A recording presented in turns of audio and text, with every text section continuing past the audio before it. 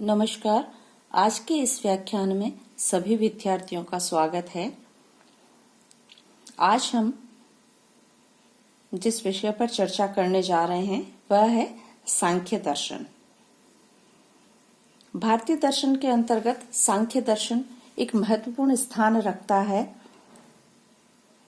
सांख्य दर्शन निरीश्वरवादी द्वैतवादी दर्शन है। सांख्य दर्शन को भारतीय दर्शन में बहुत ही महत्वपूर्ण स्थान मिला है। कहा जाता है कि सांख्य के समान कोई भी ज्ञान नहीं है। विवेकानंद ने भी कहा है कि संसार के समस्त दर्शन सांख्य दर्शन के ऋणी हैं। सांख्य दर्शन के प्रवर्तक महर्षि कपिल है। सांख्य दर्शन पर सांख्य दर्शन का जो मूल ग्रंथ है वह सांख्य सूत्र कहा जाता है। यह विशद ग्रंथ है। इस पर सांख्य एक व्यवस्थित व्याख्या जो इसकी आगे मिलती है ईश्वर कृष्ण की सांख्य कारिका में मिलती है, जो इस दर्शन का सबसे प्रामाणिक ग्रंथ माना जाता है। इसमें 70 या 72 कारिकाएं हैं। सांख्य कारिका पर सबसे प्रसिद्ध टीका वाचस्पति मिश्र की तत्व कौमुदी है। अब जो सबसे महत्वपूर्ण सांख्य दर्शन के विषय है उसमें से एक कारणता संबंधी सिद्धांत भी है। तो अब यहाँ पर हम ये कह सकते हैं कि कारणता सिद्धांत क्या है तथा सांख्य दर्शन असत्कार्यवाद का खंडन करके सत्कार्यवाद की स्थापना किस प्रकार से करता है। तो यहाँ पर पहले मैं ये बताऊं कि कारणता संबंधी सिद्धांत क्या है। भारतीय दर्शन में जिस विचार श्रृंखला द्वारा कार्य तथा कारण के संबंध में व्याख्या की जाती है उसे कारणता सिद्धांत कहा गया है। इसमें उत्पन्न होने वाली वस्तु या घटना कार्य कहलाती है। वह जिसके द्वारा वह कार्य या वस्तु उत्पन्न होती है वह कारण कहलाती है। उदाहरण के लिए जैसे बादल से वर्षा का होना, उसमें उत्पन्न होने वाली घटना वर्षा है तथा वह जिससे उत्पन्न हुई है वह है कारण अर्थात बादल। प्रत्येक कार्य का कोई न कोई कारण अवश्य होता है जिसके बिना कार्य उत्पन्न नहीं हो सकता। वर्षा तभी ही हो सकती है जब बादल मौजूद हो, अतः कारण का होने पर ही कार्य उत्पन्न होता है। चार्वाक दर्शन को छोड़कर संपूर्ण भारतीय दर्शन इसे स्वीकार करते हैं। लेकिन भारतीय दर्शन में कार्य कारण संबंध को लेकर मतभेद पाया जाता है। यहाँ पर कार्य अपने कारण में किस प्रकार से संबंधित है, इस प्रश्न को लेकर भारतीय दर्शन में दो प्रमुख सिद्धांत प्रचलन में आए हैं। एक है असत्कार्यवाद। यह सिद्धांत न्याय वैशेषिक और बौद्ध दर्शन ने स्वीकार किया है। इस सिद्धांत को इनकी मान्यता है कि कार्य अपनी उत्पत्ति से पहले अपने कारण में किसी भी प्रकार उससे कार्य अपनी उत्पत्ति से पूर्व अपने कारण में किसी भी प्रकार से संबंधित नहीं रहता है, अर्थात कार्य एक नई उत्पत्ति है। इन दार्शनिकों का कहना है कि हम वर्तमान में जिन जिन घटनाओं या वस्तुओं का अनुमान कर रहे हैं वे सभी वस्तुएं न कार्य अपनी उत्पत्ति से पहले कभी भी किसी भी रूप में अपना अस्तित्व नहीं रखते हैं। जैसे कोई घड़ा उत्पन्न होने से पहले कहीं भी किसी भी रूप में मिट्टी में विद्यमान नहीं था। घड़े की जो उत्पत्ति हुई है वह एक नई उत्पत्ति है, एक नया आरंभ है। इस प्रकार इस दुनिया में उत्पन्न होने वाली वस्तुएं या घटनाएं अपनी उत्पत्ति से पूर्व अपने कारण में असत होती है, यानी वह वहां विद्यमान नहीं होती है। अतः यह सिद्धांत असत्कार्यवाद या आरंभवाद के नाम से जाना जाता है। दूसरा सिद्धांत कार्य कारण को लेकर के जो है वह है सत्कार्यवाद का सिद्धांत। इस सिद्धांत को सांख्य और वेदांत दर्शन स्वीकार करते हैं। इस सिद्धांत के अनुसार कार्य एक नई उत्पत्ति नहीं है, बल्कि जिस कार्य को हम वर्तमान में अनुभव कर रहे हैं वह अपने कारण में पहले से ही अव्यक्त रूप से विद्यमान था। हम इस जगत की जितनी भी कार्य रूप घटनाओं या वस्तुएं को देखते हैं वे सभी कोई नई उत्पत्ति नहीं है, बल्कि ये सभी घटनाएं व वस्तुएं अपने कारण में पहले से अव्यक्त रूप में विद्यमान थी। जैसे मिट्टी से जो घड़ा उत्पन्न होता है वह अव्यक्त रूप से मिट्टी में पहले से ही मौजूद होता है और कुम्हार के प्रयास से वह प्रकट हो जाता है, अर्थात उपादान सामग्री को निमित्त कारण के द्वारा एक रूप दिया जाता है। अतः सांख्य किसी कार्य का नवीन आरंभ स्वीकार नहीं करते। सांख्य मानते हैं न तो वह किसी वस्तु की उत्पत्ति होती है और न ही किसी वस्तु का विनाश होता है। कार्य अपनी उत्पत्ति से पूर्व अपने कारण में अव्यक्त रूप से विद्यमान रहता है। यही सिद्धांत सत्कार्यवाद का सिद्धांत कहलाता है। यहाँ पर असत्कार्यवाद के खंडन में और सत्कार्यवाद ने अपनी पक्ष में कुछ युक्तियां दी है। सांख्य दर्शन अपने सत्कार्यवाद का समर्थन करने के लिए व असत्कार्यवाद का खंडन करने के लिए जो कारिकाएं एक कारिका दी गई है जिसके अंतर्गत इनका सत्कार्यवाद का समर्थन व असत्कार्यवाद का खंडन प्रस्तुत किया गया है, जिसमें पहला है असत्कारणात्,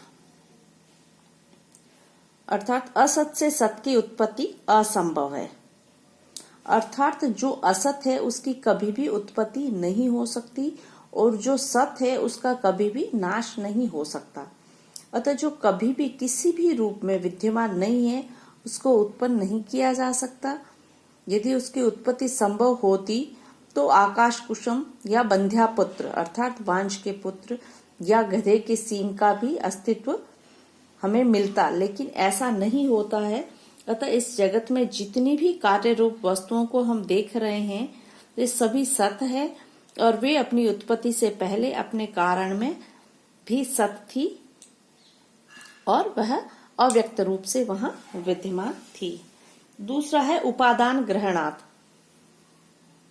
इसका मतलब है उपादान कारण की आवश्यकता। हम किसी कार्य को करने के लिए उससे संबंधित उपादान सामग्री को लेते हैं जो इस बात का सूचक है कि जिस कार्य को हम उत्पन्न करने जा रहे हैं वह कार्य अपनी उपादान सामग्री में पहले से ही विद्यमान है। जैसे घड़ा बनाने के लिए कुम्हार मिट्टी को ही लेता है, लकड़ी या पत्थर को नहीं लेता, या तिल के तेल निकालने के समय हम वहां तिल ही लेते हैं, मिट्टी से तेल नहीं निकलता है। ये सभी बातें इस बात का सूचक हैं कि घड़ा उस मिट्टी में पहले से ही विद्यमान होता है या तेल उन तिलों में पहले से ही विद्यमान है, कोई नई उत्पत्ति वह नहीं है। अगला जो इनके समर्थन में जो युक्ति दी गई है सत्कार्यवाद के समर्थन में वह है सर्वसंभवा भावात्। सभी कार्य सभी कारणों से अनुत्पन्न है, अर्थात सभी कार्य सभी कारणों से उत्पन्न नहीं हो सकते हैं। यदि कारण में कार्य को उत्पन्न करने की शक्ति नहीं होती, यानी विशेष कारण से विशेष कार्य की उत्पत्ति नहीं होती, तो किसी से भी कुछ भी उत्पन्न हो जाता।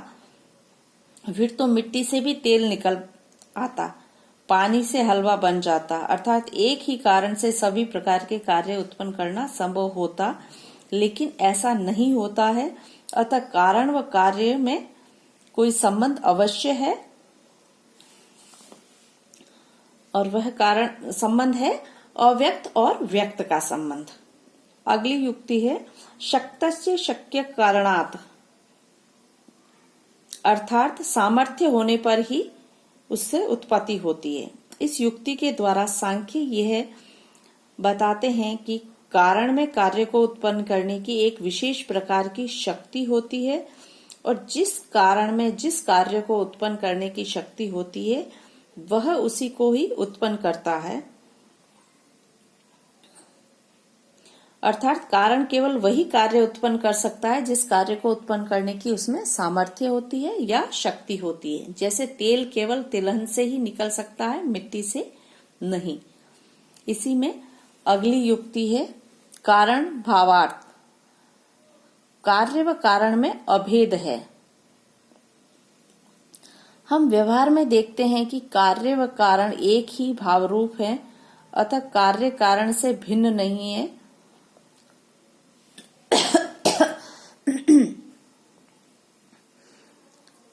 जब उत्पन्न होने वाला कार्य भाव रूप है तो वह उसके द्वारा उत्पन्न हुआ है, उससे भिन्न वह कैसे हो सकता है, जो इस बात को स्पष्ट करता है कि कार्य अपने कारण से अवश्य ही संबंधित है।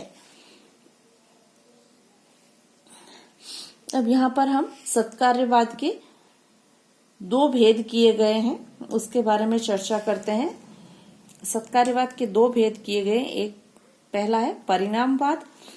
इसके अनुसार कार्य कारण का वास्तविक रूपांतरण है, जैसे दही दूध का वास्तविक रूपांतरण है और घड़ा मिट्टी का वास्तविक रूपांतरण है। इस तरह कार्य को कारण का जब वास्तविक रूपांतरण माना जाता है तो इसे परिणामवाद कहते हैं। इसके भी पुनः दो भेद हैं। पहला है प्रकृति परिणामवाद और दूसरा है ब्रह्म परिणामवाद। प्रकृति परिणामवाद सांख्य दर्शन प्रकृति परिणामवादी है, क्योंकि उनके अनुसार यह जगत प्रकृति का वास्तविक रूपांतरण है, प्रकृति सत्य है और उसका इसी कारण यह संसार भी सत्य है।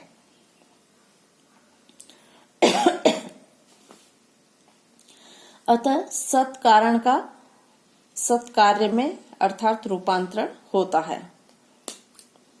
दूसरा है ब्रह्म परिणामवाद। यह रामानुज का सिद्धांत है। रामानुजाचार्य ने इसको स्वीकार किया है। इसके अनुसार इस सृष्टि का कारण ब्रह्म है तथा ये जगत उस ब्रह्म का कार्य है।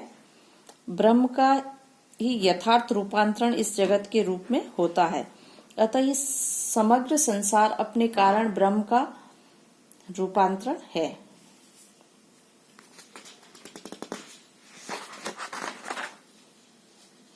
और दूसरा सत्कार्यवाद का जो दूसरा भेद है वह है विवर्तवाद।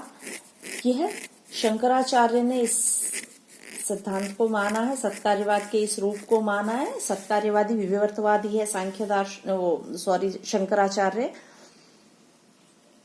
शंकर के अनुसार कार्य जो विकार या रूपांतरित होकर उसे दिखता है वह वास्तविक नहीं है, वह एक आभास मात्र है। जैसे किसी रस्सी को हम कम प्रकाश में देखते हैं तो वह सांप नजर आती है, लेकिन इसका अर्थ ये नहीं है कि उस रस्सी का सांप के रूप में वास्तविक रूपांतरण हो गया है। यह तो सिर्फ हमें प्रतीत होता है। ऐसा ही ये संसार भी आभास मात्र है। जगत ब्रह्म का वास्तविक रूपांतरण नहीं है, यह ब्रह्म का विवर्त मात्र है।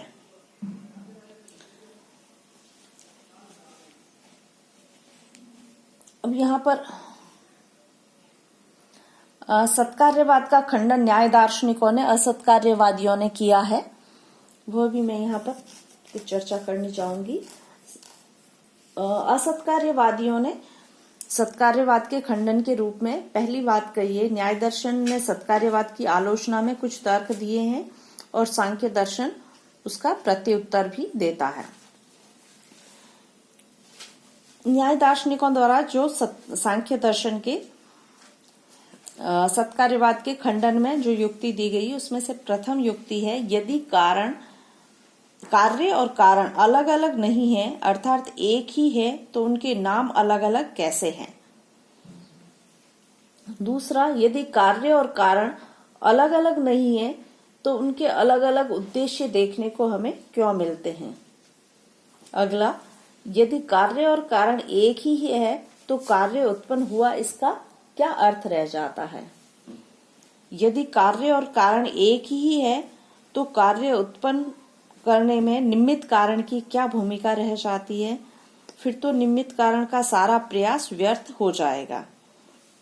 लेकिन सांख्य सत्कार्यवाद के समर्थन में और इसके प्रत्युत्तर में जो एक बात कहते हैं वो ये है कि सांख्य दार्शनिक मानते हैं कि असत्कार्यवादी जब सत्कार्यवाद का खंडन करते हैं तो वह इस भ्रमपूर्ण धारणा को लेकर रहते हैं कि सत्कार्यवादी दार्शनिक कार्य और कारण को अलग अलग नहीं मानते हैं, परंतु सत्कार्यवादी ये कहते हैं कि हम कार्य और कारण को एक ही नहीं मानते बल्कि उनके भेद स्थापित करते हैं और यह भेद व्यक्त और अव्यक्त का है। व्यक्त अवस्था का नाम कार्य है और अव्यक्त अवस्था का नाम कारण है। इसलिए कार्य और कारण के अलग अलग नाम रूप है, उद्देश्य देखने को मिलते हैं तथा निमित्त कारण अव्यक्त अवस्था को व्यक्त कर देता है।